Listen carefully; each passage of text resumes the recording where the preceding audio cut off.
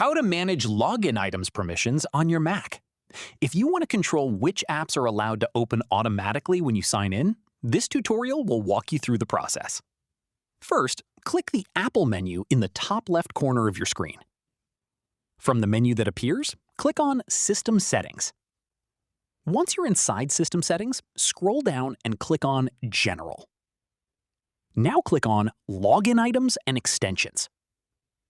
Here, you'll see the apps that are set to open automatically when you log in.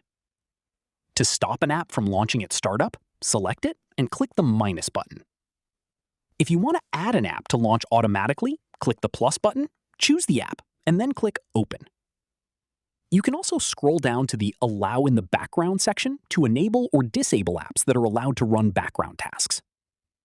Once you've finished managing your login items and background permissions, simply close the System Settings window. Your changes will be saved automatically. So it's really as simple as that, guys. If you did find this video helpful,